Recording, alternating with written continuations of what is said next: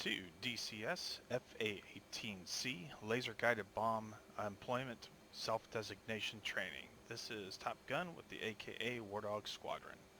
So, WAG's produced a video recently when the TGP was first released. Some of my guys tried to follow it and evidently missed some steps. I'm going to try and dive into this in a little more detail, maybe take it a little slower, so hopefully give people a chance to kind of follow through a little bit better, have an easier time of it, because this has a number of steps to it. So I've started this with a cold start aircraft and got it up and running, so all the switches should be in the standard positions for a cold start aircraft. So if you've got an air start, your setup may differ, but if you've got a cold start, then we'll take you through the process right from the beginning. So first off, let's turn off the exterior lights, and you can visually verify by looking at the back here. So if the light's on, you can just barely see a little bit of a glow back there on that tail. But using your exterior master lights mode switch, get your lights off, and let's get the aircraft fenced in. So got our master arm on, air to ground mode, and it automatically flips to the stores page. Before we get started configuring the weapon though, let's get over here to the sensor panel and get the FLIR all the way to the forward position for on to get that started warming up, because it takes a little bit, and you cannot arm the laser until the pod is ready. So if you flick this on and then you try and flick this on and you don't pay attention, this is a electrically held solenoid switch. It'll snap back to the safe, so you need to have that up and warmed up first. So let's go into our weaponry. So we've got GBU 12s loaded currently. Zoom in here. So let's go ahead and select the weapon. So for mode, you're generally going to be doing this in level bombing. I mean, you can do it in CCIP, but for mode we're going to pick auto. And it's not going to automatically switch the moment we do that. That'll happen later. For M fuse, mechanical fuse, we'll do off. For E fuse, we're going to do instant. And those should all show up here. Again, auto is not going to show yet, but M fuse is off, E fuse is instant. So now we need to make sure that the bomb is seeing our targeting pod. We got to make sure everything is on the same laser code. So we'll switch down here to code, press the button next to that, and we'll go ahead and select the code. The default for most everything is 1688. Let's do 1677, just to do something different. And you can put whatever 4-digit code you want in here, but evidently there is only a narrow range of numerics that is acceptable for a laser code. I don't know what that exact range is, but it seems to be pretty much anything starting with 16, so anything 1600. So I'll have to experiment with that to see where the range is on the lower and higher end, but so anything in 1600s so far that I've seen has worked. So once you've got that, you should see 1677, and actually, sorry, this code here is actually for the weapon itself, not the target pod. We'll do that here in just a second, but this is definitely something you have to do. So you'll see that the code is set 1677 for this pylon. The sister pylon on the other side, however, you'll notice it's still XXXX. So you have to do this code setting per pylon. So the easiest thing to do is go over here to step. That switches over. Go ahead and hit the code again. If you do this fast enough, you don't have to actually hit the code and whatnot. It'll actually still be on the upfront controller and you could just hit enter. But since I took a little while, so code 1677, enter, and there it is. Alright, so let's go ahead and switch over to our right DDI to the FLIR page. So when the FLIR is up and running, we got a FLIR here. Go ahead and click on that.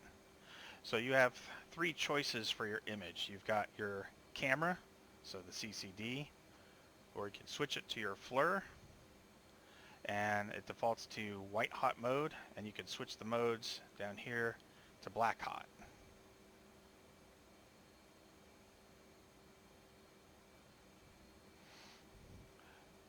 So I'm going to do white hot, just preference. You'll notice here these little boxes.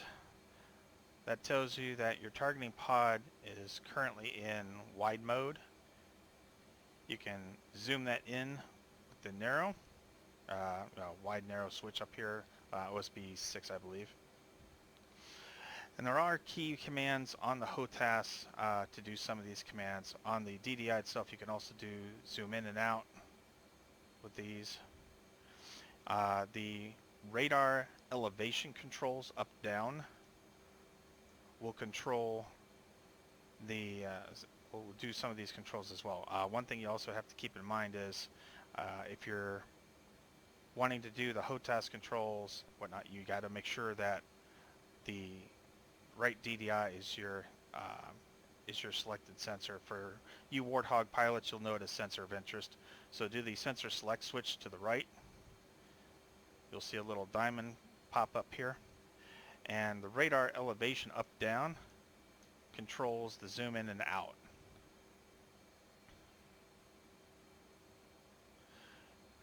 And some of the other controls, let me get this moved out here. For example, the RAID FLIR FOV select button, if you press and hold it for a good second or two and then release, it switches between the various imaging modes on the targeting pod. If you do a quick press on the same button, it switches back and forth between narrow and wide. So you should be able to change the image type to whatever you want and zoom in to, between narrow and wide, and then zoom in further, all with the HOTAS. So pretty similar to the Warthog once you get a hang for it. So anyways, let's go ahead and finish the setup here. So right now we've got the code set on the weapons, but not on the targeting pod itself. So we need to hit UFC over here. And at this point now, we need to go ahead and turn on our laser. So full forward to the arm position. And now all of a sudden you see code. It defaults to 1688. So we need to go ahead over to the LTDC and we'll set that to a code. If it doesn't like the code, it's going to blink at you 3 times and then revert back to what the value was before. So that tells you that you're picking a code that it's not within the required range. We'll do the same thing for LSTC 1677, enter. It'll just blink once and stay if it is successful, and you'll see down here the code is set as well. Alright, so let's go ahead and fly in towards the target. I've got a waypoint full of trucks that I can activate.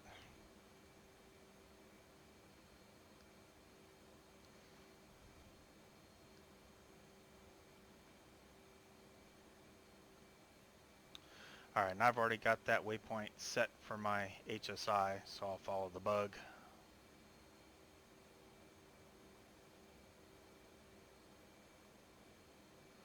And we are 29 miles out, so we got a little bit of time.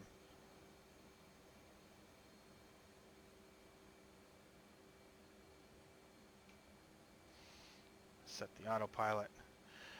Now, if you're looking around in the targeting pod and you don't know exactly where it's looking at, or you just want it to snap back to front, hit the uncage, and it snaps back to bore sight.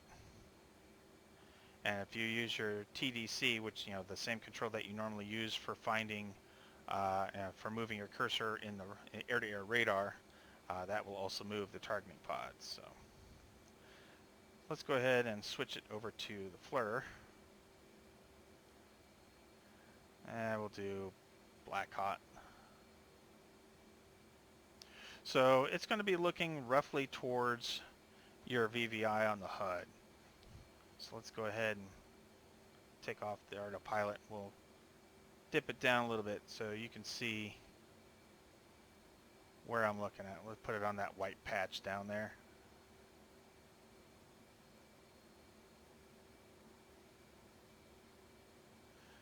So it's looking a little bit below it.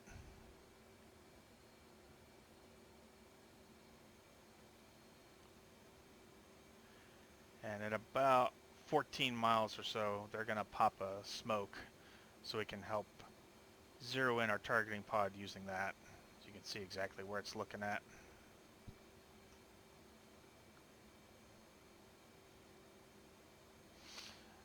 And for some reason, it's still listing a CCIP. So let's go back into our mode here. Auto.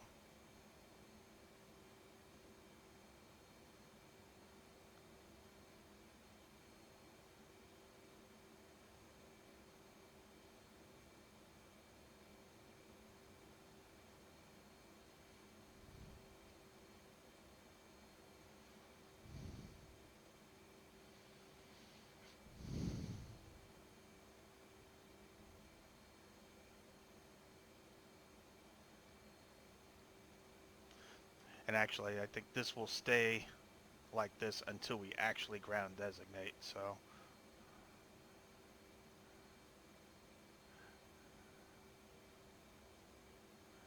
right, so let's see if we can find some targets here.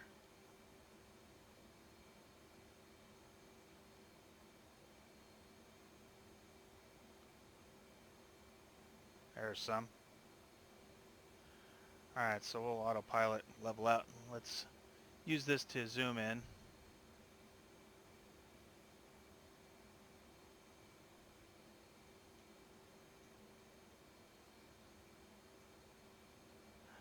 All right, so let me switch back to camera for a minute. Actually, no, we'll switch back to white hot.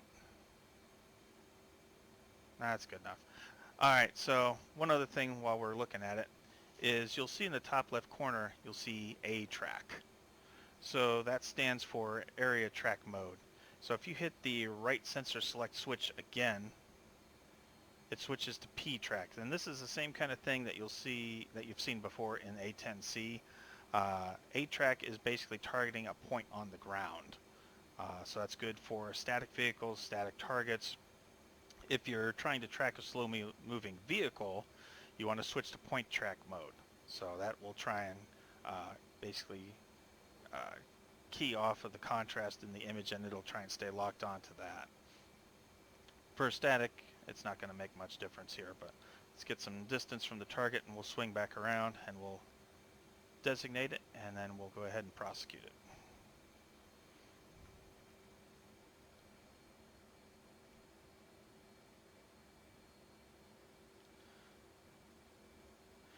And while we're getting some distance here, the other thing we'll need to do prior to rolling in is on the right hand side you've got this button next to trig. Go ahead and box that, and that will take your trigger on your stick and that will set it so that it will fire the laser. And I've seen in my own personal experience, and I've also seen this on the forums, where some people say that they just have to hit the trigger once momentarily and it turns on the laser and it stays on, just like you're using like the latch in A-10C. So you basically, it's a one button press and it stays on until you hit it again. And other people are saying that they'll hit it and it'll turn on for a second and then off again. So they have to press and hold the trigger down in order to fire the laser.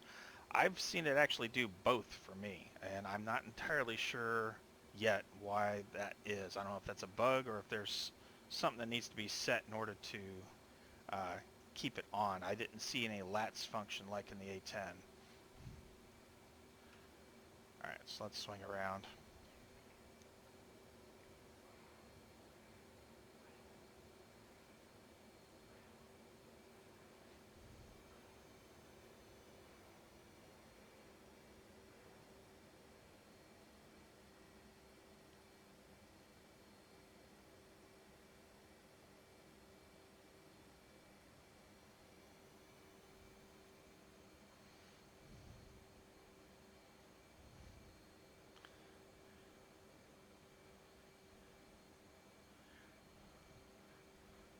Alright, so let me switch up here.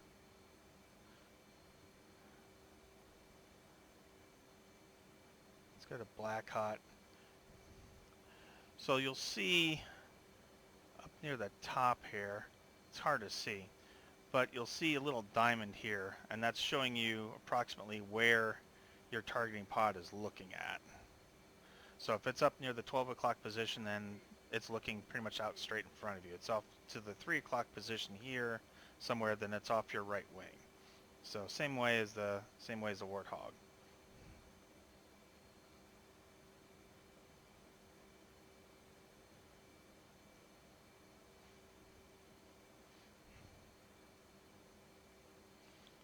Let's go to the left a little bit to get away from these trees.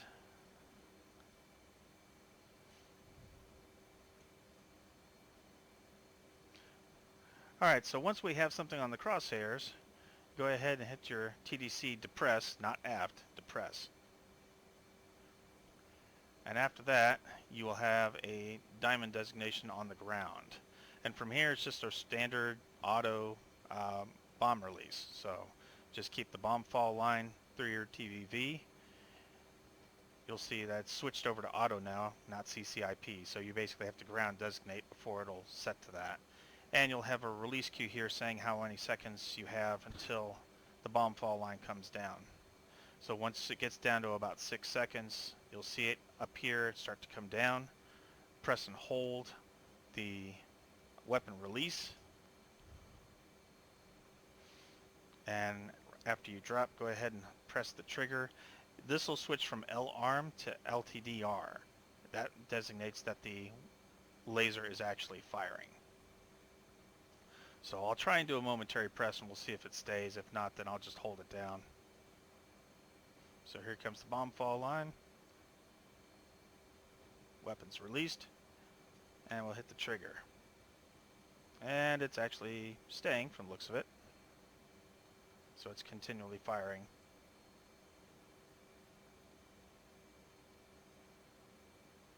And shack. Press it again to turn the laser off. And there you have it.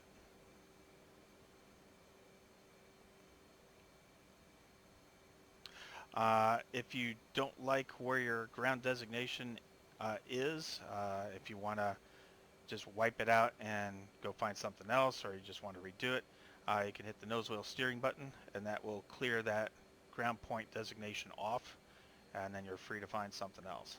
So, but that's pretty much it for self-designation using the TGP for laser-guided bombs. Really, the process is going to be the same regardless of which model of LGB that you use. You've got the 12, the 16, the 24. I forget which ones all the F-18 can carry, but the process will be the same for each one of those. But hopefully this has been helpful. If you have any questions, comments, concerns, please feel free to contact me. Thank you.